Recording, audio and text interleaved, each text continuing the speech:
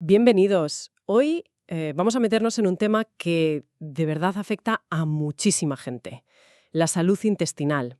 A muchísima, sí. Es que las cifras son, bueno, algunas fuentes hablan de hasta un 20% de la población con hinchazón, gases, malestar general. Y muchas veces la clave está en lo que comemos, ¿no? En esos alimentos que podrían estar, bueno, saboteando nuestro intestino sin que nos demos ni cuenta. Justo. Y para eso, bueno, nos hemos empapado de un montón de fuentes. Tenemos desde centros de gastroenterología, informes de Johns Hopkins, publicaciones de salud muy serias. La idea es ver qué se repite, qué alimentos están siempre en el punto de mira de la digestión. No para prohibir, sino para entender. Para tener un mapa, me gusta esa idea, pues empecemos por el sospechoso más obvio, el que todos señalaríamos primero, los alimentos fritos y ricos en grasa, patatas fritas, rebozados, carnes grasas. Parece de sentido común, pero ¿cuál es el mecanismo exacto? ¿Por qué la lían tanto en el intestino? Pues a ver, el problema es doble. Por un lado, la grasa, sobre todo la saturada y la trans de los fritos, hace que el estómago se vacíe mucho más lento. Ah, vale. La comida se queda ahí más tiempo, y eso puede provocar acidez, reflujo, lo típico. Pero por otro lado, y esto es clave, una dieta alta en este tipo de grasas altera el equilibrio de nuestra microbiota, de nuestras bacterias intestinales. O sea que no es solo que caiga pesado. No, es que estás rediseñando el ecosistema. Favoreces a las bacterias, digamos, menos beneficiosas, y eso puede generar inflamación. Y esto no se limita a las croquetas, ¿verdad?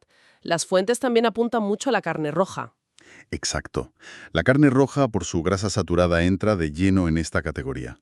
Pero es que hay más. Fíjate, un artículo citaba un estudio muy interesante que relaciona la carne roja con una sustancia llamada TMAO. ¡Mao! Sí. Y lo curioso es que no está en la carne, la producen nuestras bacterias al metabolizar la carne. Y este TMAO parece que está relacionado con la inflamación y, bueno, con un mayor riesgo cardiovascular. Vaya. O sea, la conexión es hamburguesa, bacterias, arterias. Simplificándolo mucho, sí.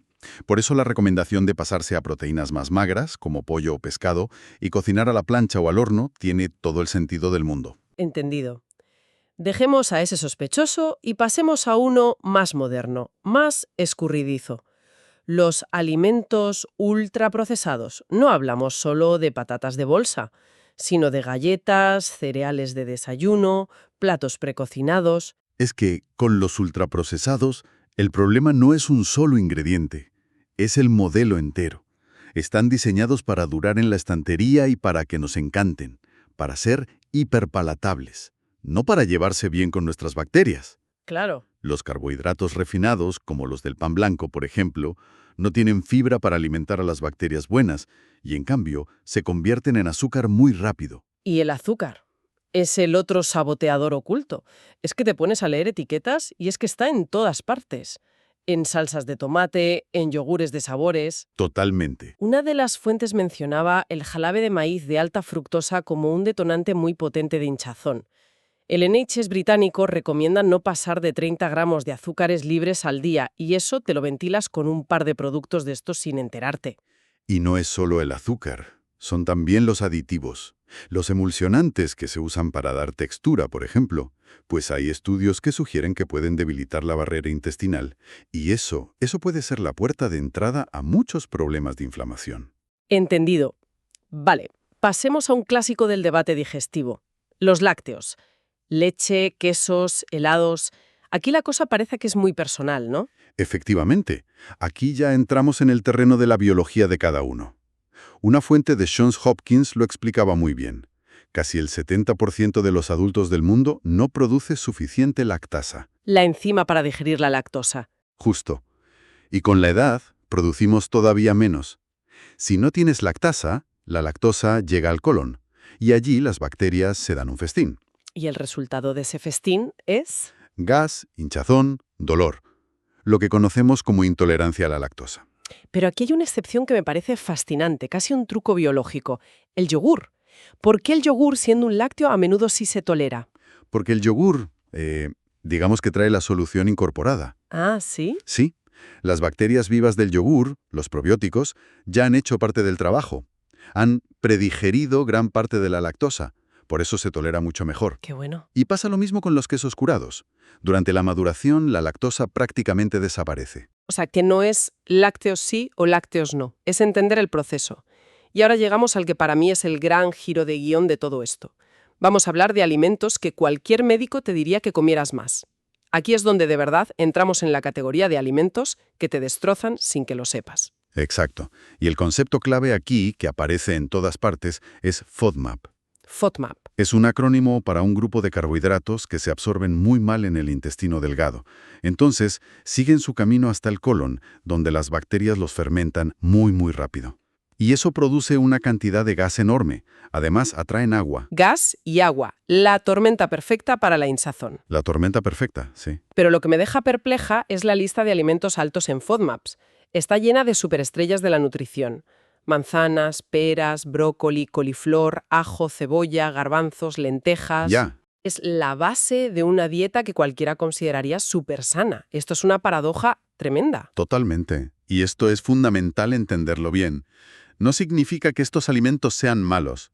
Son increíblemente nutritivos.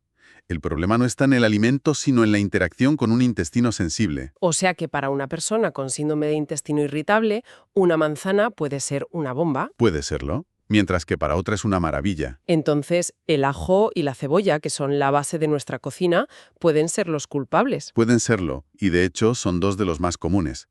Pero aquí el matiz es la cantidad. Quizás un poco de ajo en un sofrito no te afecta, pero si a eso le sumas una ensalada con cebolla y una manzana de postre, pues has acumulado una carga muy alta. Claro, se va sumando. Exacto. Por eso se recomienda, por ejemplo, cocinar las verduras. El calor rompe parte de esas fibras y las hace más digestivas. La dieta baja en FODMAPs, de hecho, es una herramienta de diagnóstico temporal para ver qué te sienta mal a ti. No es para toda la vida. Entendido. Y esta idea de fermentación no se limita a lo que comemos. Lo que bebemos puede ser un acelerador tremendo, ¿verdad? Desde luego, las bebidas con gas, por ejemplo. El problema es puramente mecánico. Mecánico. Sí, estás metiendo gas directamente en un sistema que ya de por sí tiende a producirlo. Da igual que sea un refresco o agua con gas. Las burbujas son el problema. Vale. Luego está el café. El café es un irritante conocido de la mucosa gástrica. Y el alcohol. Espera, porque con el alcohol he visto un conflicto en las fuentes. La mayoría dice que es de lo peor para el intestino, reflujo, inflamación. Pero una fuente del King's College de Londres sugería que el vino tinto, con moderación, podría mejorar la diversidad de la microbiota. ¿Cómo puede ser? Es una pregunta excelente y resalta lo complejo que es esto. El daño del alcohol viene del etanol, que es un tóxico. Pero el vino tinto tiene polifenoles, de la uva. Y esos compuestos sí han demostrado tener efectos prebióticos, o sea, que alimentan a las bacterias buenas. Ajá. El estudio habla de un consumo muy bajo. Así que no es una luz verde para beber vino, ¿eh? Es solo un apunte fascinante. La visión general sigue siendo de máxima precaución. Me queda claro. Y nos queda el último grupo de saboteadores, y quizá los más engañosos, los edulcorantes artificiales. Un momento. ¿Me estás diciendo que el chicle sin azúcar, que mucha gente masca para calmar la ansiedad, podría estar causando el problema? Exactamente ese es el caso. Muchos edulcorantes, sobre todo los que acaban en ol, como el sorbitol, manitol, xilitol, son polioles. ¿Y eso qué es? Pues son un tipo de FODMAPs. No me digas. Sí, se absorben fatal, llegan al colon y las bacterias los fermentan.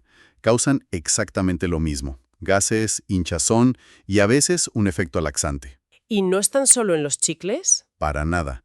Están en caramelos sin azúcar, productos light, barritas de proteínas, helados sin azúcar. Es el típico caso de alguien que intenta cuidarse, reduce el azúcar y empieza con problemas digestivos que no entiende. ¡Qué locura! O sea que, recapitulando, hemos ido de los sospechosos de siempre, como los fritos, a los más inesperados, como una manzana o un chicle sin azúcar. Por eso, lo que todas las fuentes, sin excepción, subrayan es que no hay una dieta única. La tolerancia es radicalmente personal. Y la mejor herramienta, la que más repiten, es llevar un diario de alimentos y síntomas. Apuntar qué comes y cómo te sientes. Es la única forma de encontrar tus propios patrones. Y no se trata solo de quitar alimentos, ¿no? También se mencionan otros factores. Fundamental. El enfoque tiene que ser integral. Comer despacio, masticar bien, mantener horarios. El estrés también. El estrés es clave. La conexión intestino-cerebro es realísima. El estrés puede cambiarlo todo, la motilidad, la sensibilidad, incluso las bacterias. La dieta es la llave, pero el estilo de vida es lo que hace que la llave gire. Bien, pues en resumen, hemos visto cómo desde los fritos hasta verduras que considerábamos súper sanas pueden ser un problema. Hemos hablado de bebidas, de edulcorantes.